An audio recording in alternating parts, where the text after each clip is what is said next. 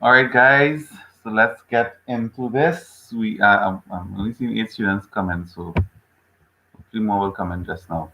So we're gonna start the next segment of this lecture series on pharmacy administration management, and you're gonna get introduced today to financial statements. And there is a PDF in your lecture package. It's a PDF. Yes, it's a PDF. So you can open that as well. And I've done a PowerPoint, and I hope that you will have the PowerPoint. If you don't, it's a PowerPoint with a green background called Financial Statements Farm Admin. Do you all have that PowerPoint? Can someone just confirm with me that you all have that PowerPoint? It's a green background PowerPoint that says Financial Statements.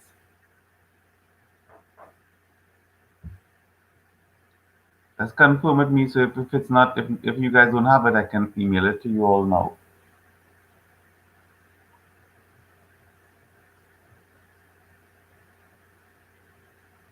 But you should have the PDF file that Dr. Maraj would have uploaded. You all do have it?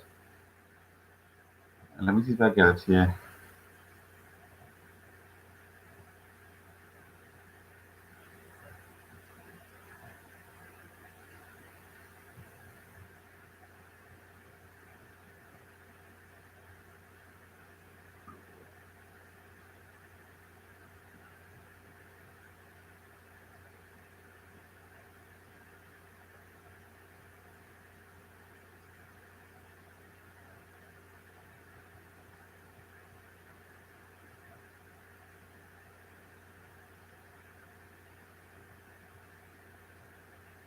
That's the PDF. Okay, so I'm going to send it now.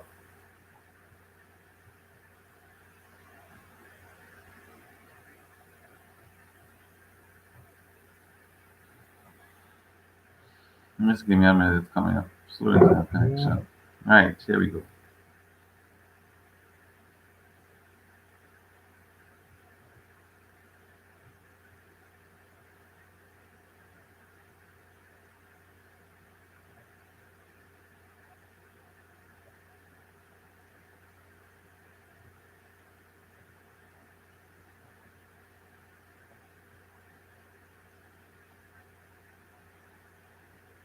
All right, just confirm that everyone received it there on WhatsApp because I just sent it via WhatsApp.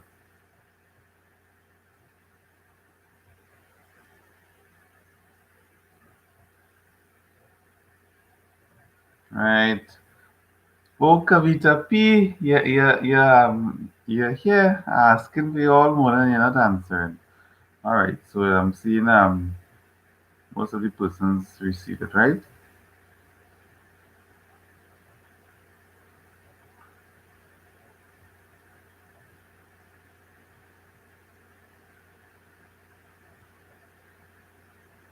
All right, so let's go.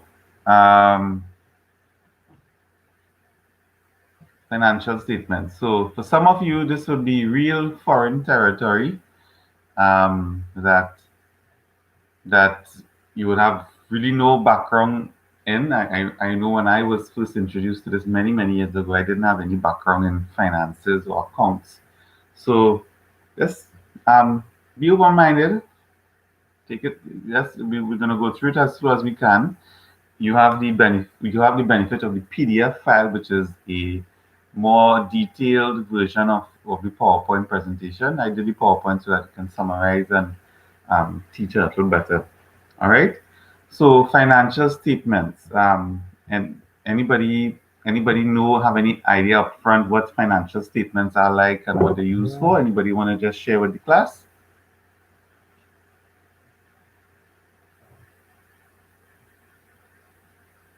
Does anyone have any familiarity with financial statements? Maybe in a past job, maybe with a business that you're like maybe involved in.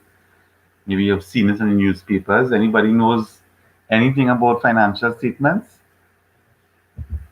When you hear financial statements, what do you think of?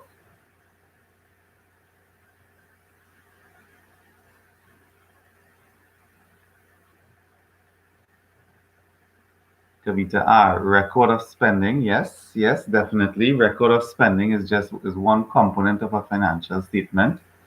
What else?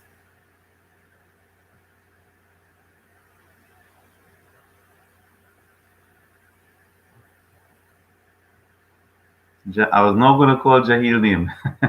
Income and expenditure. Yes, yes, yes. Right. Anybody else?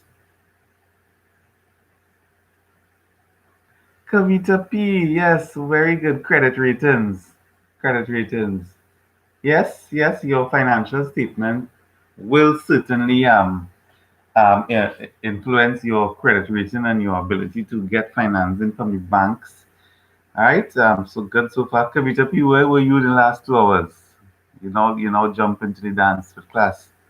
All right. So let's go. Financial statements. Let me see if Kavita P responded or woke up late. Lots of rain, I guess. All right. Um, so financial statements. Let's go. Financial statements. These are documents. I would want to call them documents that give an accurate picture of the financial affairs of a company in a given year. Now, first off, you see in bold, it's an accurate picture of the financial affairs of a company in a given year, right? So therefore, we have a time period attached to financial statements. The financial statements are prepared by using the financial data collected by the accountant or the financial analyst in the company. So the accountant is the one who's usually responsible for collating the data, having the data entered onto spreadsheets and different accounting software in order to generate financial statements. These statements need to be reported and prescribed by a standard, and that standard is called GAAP, which is Generally Accepted Accounting Principles. Okay, so the financial statements are done within a given year. Your financial analysts and your accountants, they are the ones who that generate and collate the data needed to create these statements. And these statements must be done as prescribed by the GAAP, Generally Accepted Accounting Principles. There are four types of financial statements: the balance sheet, the income statement, cash flow or changes in financial position, and finally changes in shareholder equity. Now, in some industries and in some organizations, they have slightly different names for these, but these four names are the general basic terms that you refer to in financial statements. All right. For example, I believe you might see profit and loss statement or statement of financial position. All of these things are two different names for these very same four different types of financial statements. So the first of all, we're going to look at the balance sheet. The balance sheet is what the business owns or it assets or has as assets. It also would say what the business owes, which are its liabilities. Who are the business liable to? And finally, what's left over from the balancing of who it owes to what it has. And that's called owner's equity. And it's going to lead us to an equation called assets equal liabilities plus owner's equity. Assets equal liabilities plus owner's equity. And just as any mathematical formula, this can be manipulated and adjusted, but remains the same as assets equal liabilities plus owner's equity. Assets minus liabilities equal owner's equity. Liabilities equal assets minus owner's equity. So you see, you can change up the statement, but it remains the same. Assets equal liabilities plus owner's equity. Remember that. Assets of your balance sheet. These are defined as valuable resources owned or controlled by the business and acquired at a measurable cost. Assets include cash, money owed to the business, which is accounts receivables, where, for example, you give credit out to people, so they owe you the money, and equipment. Assets can be classified as current and non-current, and so too you will see later on, so too are liabilities. And this term current and non-current, understand it immediately. Current means that which is that which can be converted to cash within a business year. That's current. Non-current is that which cannot be converted into cash within the business year. For example, land and fixtures. Although, yes, you may be able to sell a piece of property within a business year and have it reflected, but sometimes that's not possible. So that's why it can be classified as non-current. All right. So assets as liabilities are classified as current and non-current, and that current and non-current has to do with how it's looked at within the financial year. Accounts receivables, IOU, which can be either credit you an IOU from someone, so which is you give credit to a customer, or there's payment from a third party such as insurance. And we know that this would be, for those of us who are familiar with insurance, you when you make an insurance claim, sometimes you go to a business and you get the service done, and now the business is waiting on the insurance company to pay them. That's a third party payer, right? So the insurance company of your customer is a third party payer. So that's an example of accounts receivable. So credit you give to somebody that they owe you, or if payment is made by a third party. Inventory is also called an asset. An inventory can be supplies inventory or merchandise inventory. Supplies inventory are like your consumables, things that you use for day-to-day operations. Whereas your merchandise inventory is that which is stock for sale. And always, your merchandise inventory is always more valuable than your supplies inventory in terms of figures, in terms of a number, right? In terms of a value. Liabilities, similarly, have current and non-current. And liabilities are what the business owes. Who are we liable to? Do we have people to pay out for goods? Do we have accrued expenses? Do we have which is, for example, tax deferrals is like an accrued expense. Do we have money on a loan that we pay every month? Those are called current liabilities.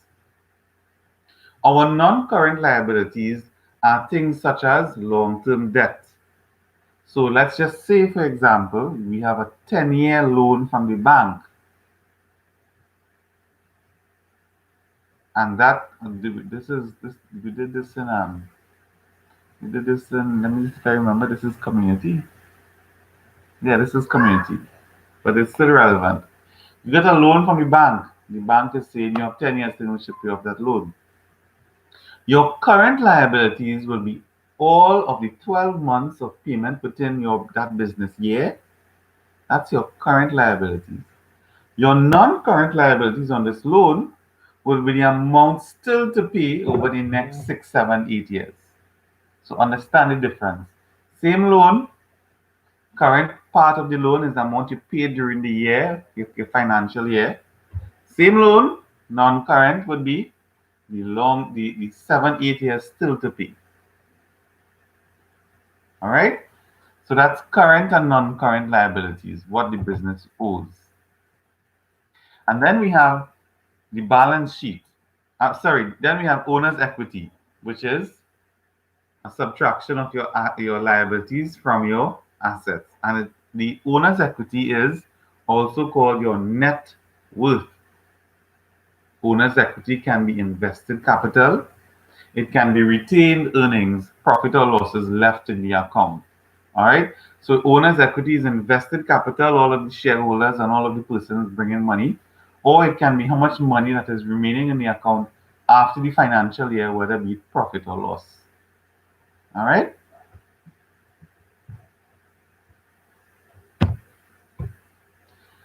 The income statement, also called the profit and loss statement. Remember, I said there are some of these have a little different names for the four basic financial statements. Well, income statement is also called profit and loss statement. It tells the net income, also known as the net profit, also known as the net earnings. And the net income is your revenue, how much total revenue and income you get, minus from your and you take away your expenses from all of that revenue. So your revenue is your cash and credit sales, and your expenses are your overheads and your cost of goods sold. Your overheads are your salaries, your rents, your utilities, your payment of interest on the loan, your depreciation, insurance, advertising. Look at how many overheads are involved in business. Look at how many overheads are involved in entrepreneurship, in management.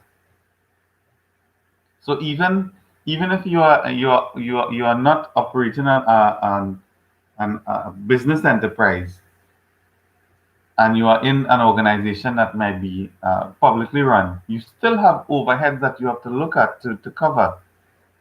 All right. And specifically, I want you all to appreciate now that your cost of goods sold is your inventory that you're selling. But then you might ask, but sir, before you said that inventory was an asset, right? On slide number 7. And your inventory is your merchandise inventory. And how could that now be an expense? Well, it becomes an expense when it is sold. At the point your inventory is sold, it becomes an expense called cost of goods sold. I want you all to remember that. At the point where your inventory is sold, it becomes an expense called cost of goods sold. So your net income is your revenue, which is all of the income you received, and you take away all of the expenses, which is your overheads and the cost of the goods sold. And you see two formula we have here. Cost of goods sold is beginning inventory plus purchases minus ending inventory. And your cost of goods available for sale is your beginning inventory plus your purchases. The next statement is your retained earnings or changes in owner's equity. And this is essentially within the business year what was left, what was withdrawn, and what was invested.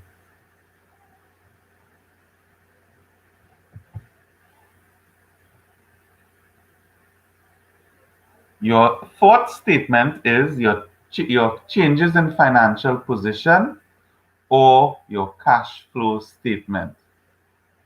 It's also called the sources and uses statement, and it's a very reliable source of company information. So when you are looking at a company's financial health, looking at your cash flow statement is very, very important as well. It's very difficult to manipulate cash, hence the cash flow statement is considered to be a more reliable source about company information. Cash is used and cash is generated via different activities, and I want you all to remember the acronym. The acronym is OIF. Cash is generated from operating activities. Cash is generated from financing activities. And finally, cash is generated from, investing up activities. And fourthly, financing activities. All right?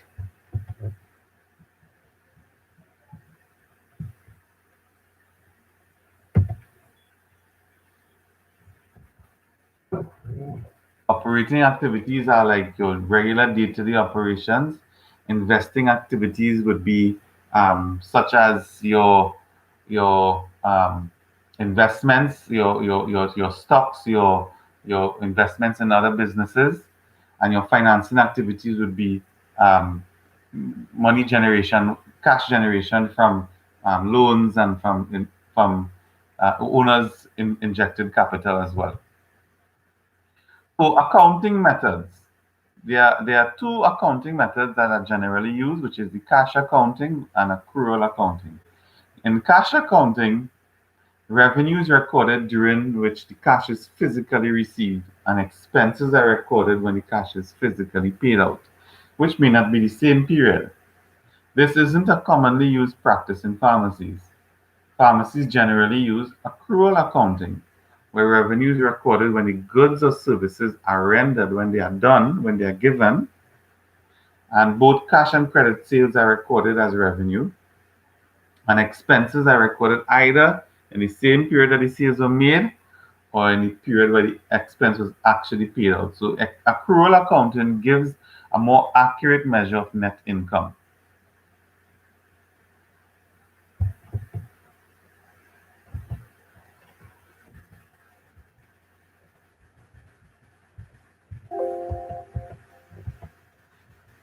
Next, we have here depreciation.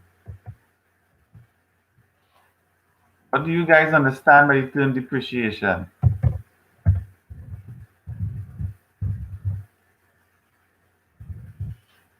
What do you understand by the term appreciation? Maybe tell me what you understand by appreciate.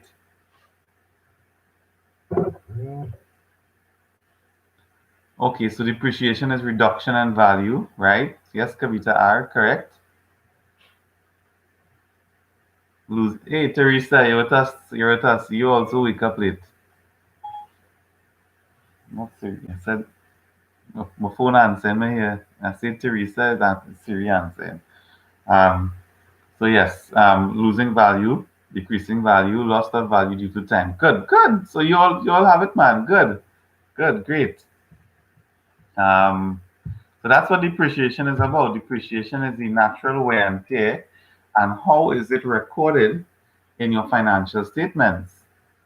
So depreciation is the process of systematically and rationally determining how a non-current asset is recognized as an expense in each year. So depreciation applies to non-current assets. However, it does not apply to land.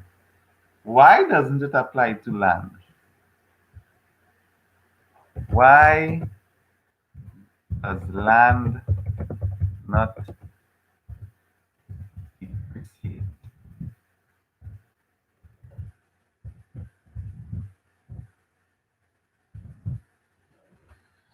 Anyone may want to make a guess why land does not depreciate?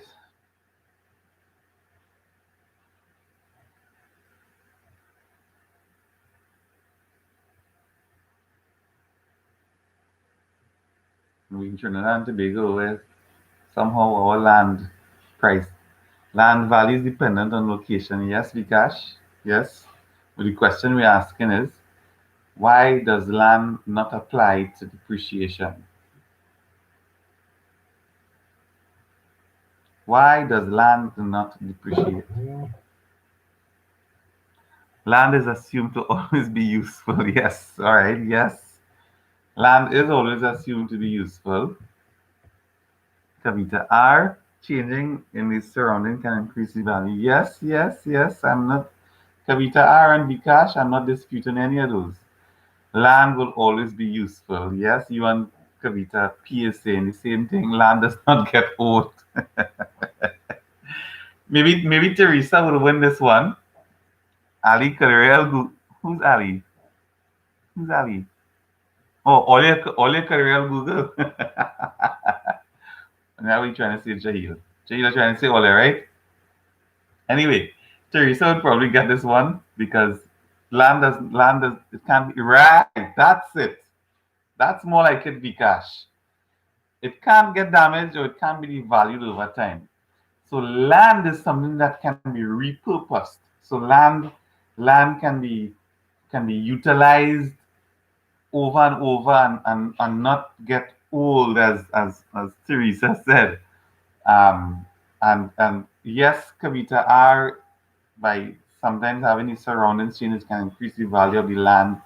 Land value is dependent on location. Yes to all of those things. But I just want you to appreciate that land does not is not affected by depreciation because as Teresa said, it doesn't get old. It can be repurposed. All right. Now there are probably some very rare occasions where land does get depreciated or um, land could lose its value. Can we think of scenarios where land could possibly lose its value and lose its usefulness, or certainly not gain in value? It can be. And anybody? Flood prone areas, yes, yes. Oil devalues the land. How does oil devalue the land, Vikash? I mean, oil damaged areas like fracking. You're looking at fracking.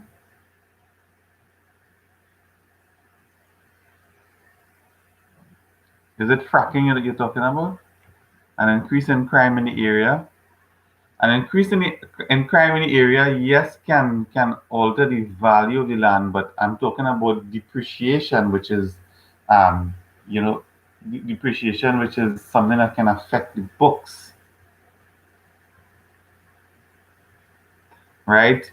Right. So where the land cannot be made to use. Right. Okay. Good.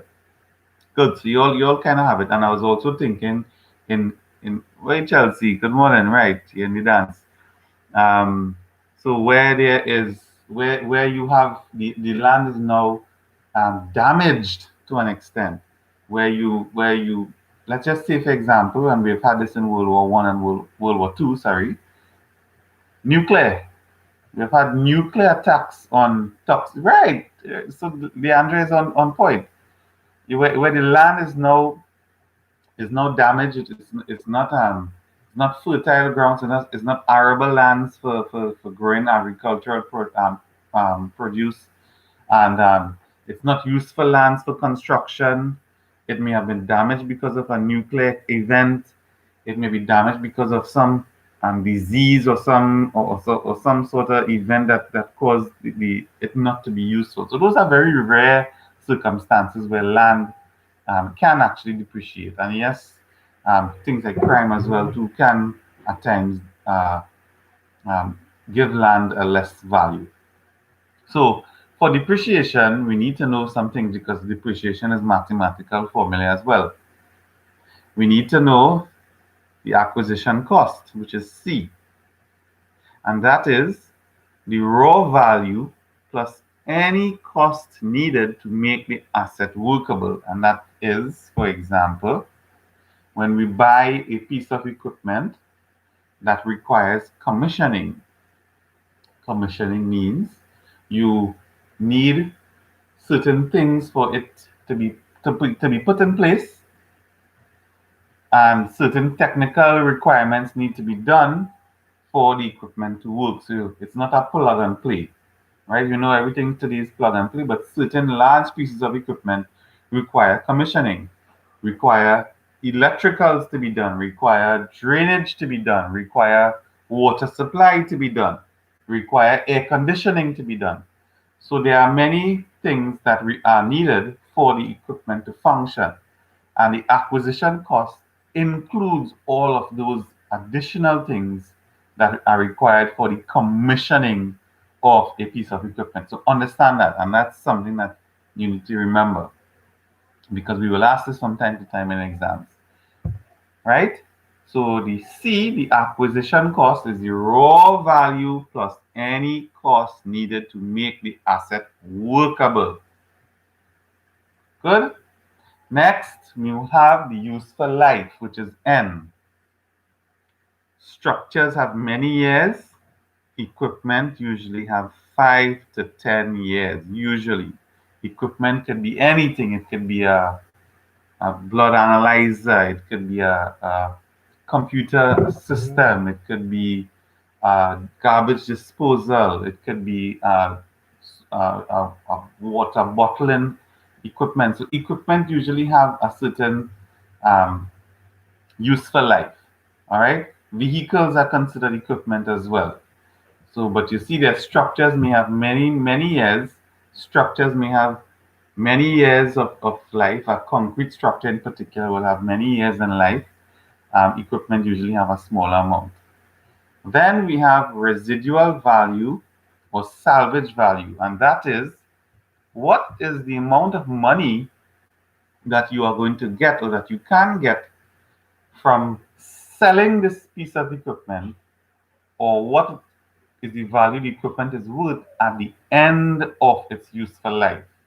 So the equipment was bought this year. It has a useful life of 10 years.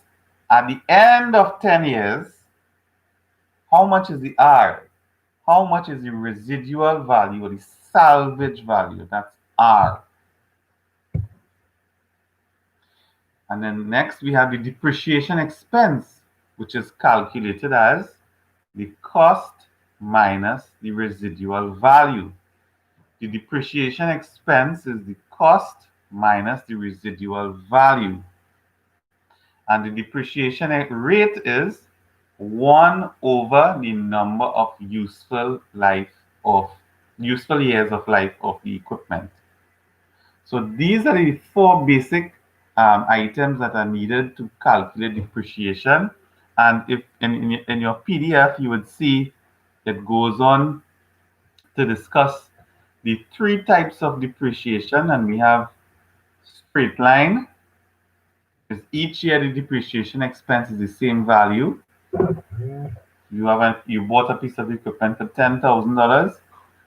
The equipment is at the end of the 10 years, it's going to be worth $1,000.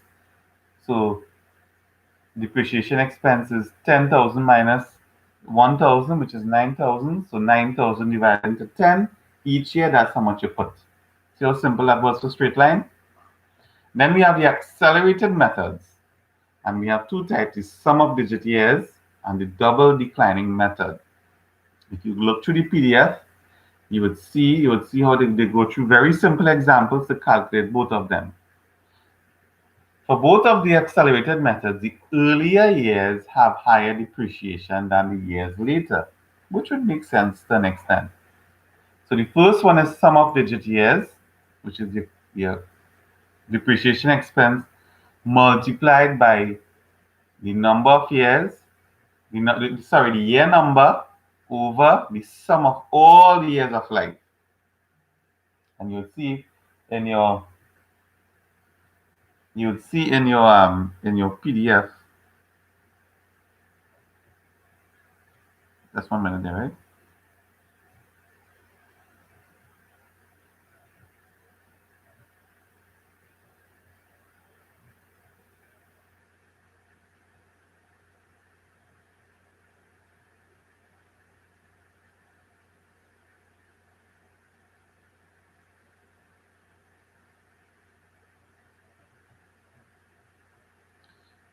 Right. Then we have the double declining method that talks about something called book value. Now, book value is the acquisition cost C minus accumulated depreciation. Now, accumulated depreciation simply means depreciation from year one is added on to depreciation from year two. And in year one, you will have no depreciation because it's year one. But accumulated depreciation will now increase as the years go by. All right. So we have book value for double declining method is something that needs to be calculated, which is acquisition cost minus the cumulative depreciation. And the depreciation expense is the book value multiplied by double the straight line depreciation rate. In other words, 2R. All right. So again, I urge you all to look at the PDF. Look at the PDF that's in your package of notes, and you would see easy examples of these of the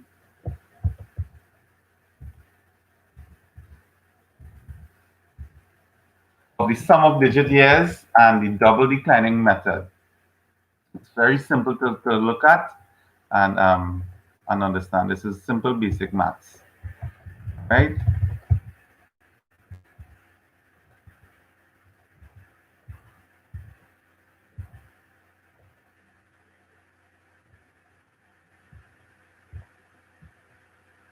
Right, and finally, want you to have an appreciation of I want you to have an appreciation of the two types of accounting that is normally done for businesses. There is financial accounting and there is tax accounting. Now, your depreciation, the financial accounting is that which is used for generating credit interest, the accounts that your banks would look at to determine how well you are functioning, how healthy your company is, and how able your company is able to take on financing, take on a loan. Whereas tax accounting is done to calculate the amount of tax that is owed to the government agencies by your organization. And these are both accepted methods of doing financial statements based on the needs of the organization. And you would appreciate or you would see that the depreciation method that is used can determine whether you're doing financial accounting or tax accounting. Depreciation, your financial statements, the recognition of your inventory cost, and we will do inventory management in the next lecture next week, can also affect your depreciation, how you recognize your inventory using first in, first out, last in, first out, or weighted average. All of these things affect the cost of goods sold. And when you affect cost of goods sold, you can also affect your net income and your net profits. And these things can determine whether these things can be used if you are doing financial accounting versus tax accounting. All right. So no organization wants to be paying excessive amounts of tax, all organization wants to be paying the right amount of tax, that which is due, that which is legal, and no organization wants to make their company appear weak financially in front of the banks, because the banks now, the financial organizations, they will be looking at how well your company is being run, how profitable your company is, so that it now will determine if it is you will be given a loan or not for future projects. So we have introduced financial statements today. We looked at the four statements. We looked at depreciation, and we looked at accounting versus tax accounting versus financial accounting. So I invite now any questions, any queries from any one of you, and I urge all of you to go back into today's lecture and look at the PDF that you have available to you, and go through the examples slowly.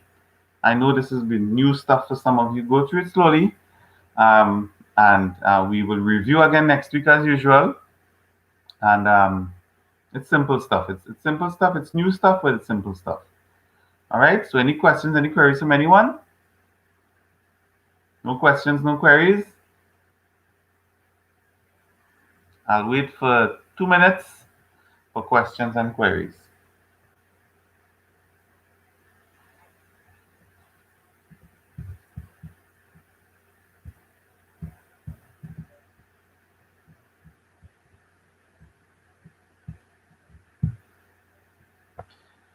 Kavita P, when is the next in-course expected to be? I think I told Dr. Maraj that we wanted the next in-course to happen um, next week.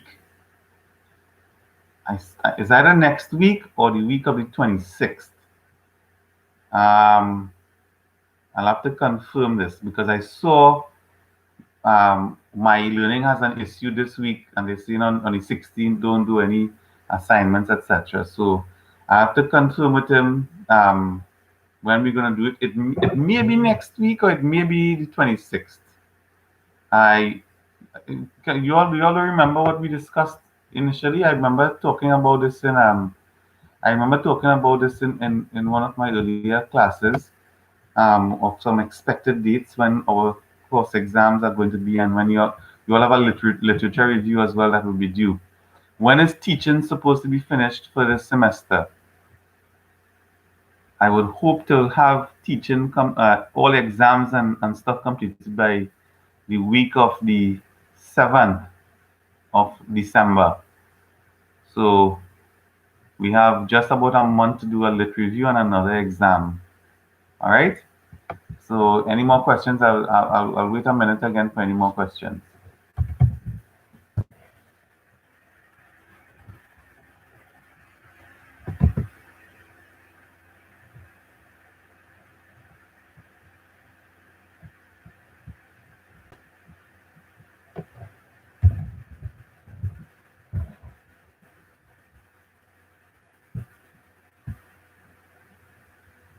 All right, so no questions. I'm happy to introduce these things to you guys today. I hope the lecture was good and interesting, and um, you all did grasp initially some of the concepts. I want to congratulate again those of you who I have corrected in the first in-course assignment who did well, and I encourage those of you who didn't do so well that it's an opportunity to learn and grow, and chat with your colleagues who may have done well, and all of us can learn and grow together. As I said earlier, if we have an entire class that provides good quality work, indeed, it's not difficult for me, and I'm happy to do it to now find the absolute best out of good quality. So I rather to be dealing with a whole class of high quality people rather than a class with just a few high quality ones and some that need lots of help. So let's get our game up, and I'll see you all next week, and I'll see some of you all tomorrow, if not all of you all tomorrow.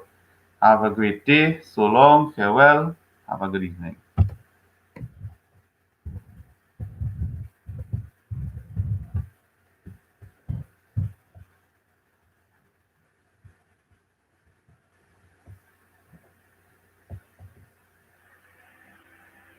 Oh, by the way, when I am finished with correcting the first in course assignment, which should be I may be able to finish it tonight or tomorrow, I will do another. I will do a exam review to give you all some feedback, and I will post it up. All right, so you can look out for that then. Take care, guys. Have a good evening.